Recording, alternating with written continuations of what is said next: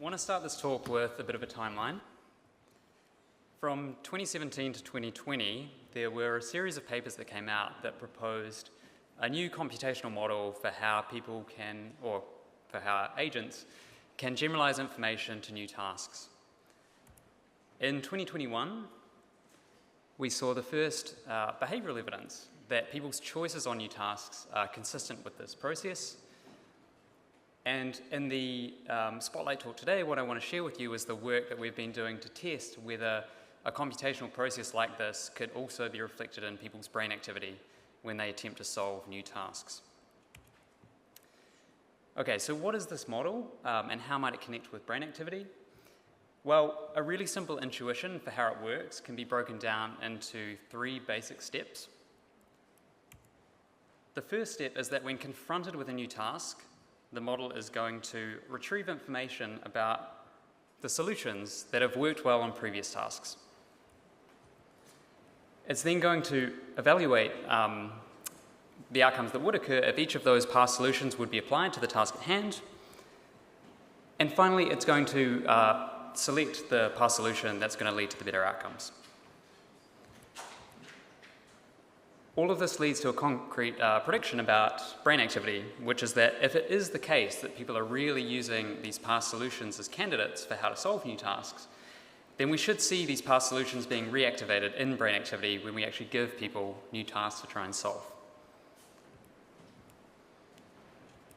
Okay, so to test this idea, we had 40 participants complete a decision-making experiment while undergoing fMRI scanning. On each trial, people saw a task queue, they made a decision, and they got some feedback about how successful their choice was.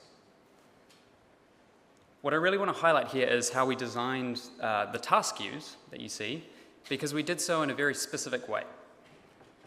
Specifically, what we did was to design sets of these task queues so that a subset of the possible options people could choose provided good solutions and led to high rewards. And in contrast, the remaining options provided bad solutions for this set of training tasks. So once people had really had the chance to learn the good solutions to the set of training tasks, we then started introducing new task queues to people. But there was a catch to how we did this. We made it such that on these trials, the options that were really bad before were now in fact the most rewarding things that people could choose. And this makes things really interesting because now we've created a kind of tension for people in this task. The question is, will it be the case that people will prioritize the options that now work really well for these new test tasks, or will they in fact prioritize the options that worked well previously? So to test this idea, or to answer this question rather, we used a neural decoding approach that focused on 4 different brain areas. We looked at the occipital temporal cortex, the medial temporal lobe, the orbitofrontal cortex, and the dorsolateral prefrontal cortex. And what I'm going to show you on this plot is the decoding evidence for the 2 solutions that worked well on the training tasks relative to the decoding evidence for the best option that could be selected. So if that sounds confusing, then please don't worry because it's also confusing to me.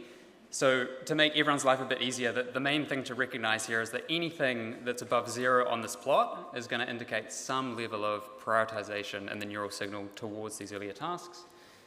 And anything that falls above the dashed line that you see on this plot is going to indicate a significant amount of prioritization after correcting for multiple comparisons.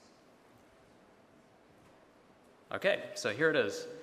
So when we look at this relative decoding evidence, what we see is a significant degree of prioritization towards the solutions from the training task that worked really well before, shown here in blue and in orange, in the occipital temporal cortex and in the dorsolateral prefrontal cortex.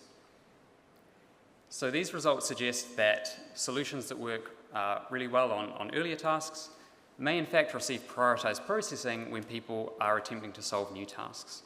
And this is a particular result that we think would be consistent with this recently proposed model of generalization. Thanks.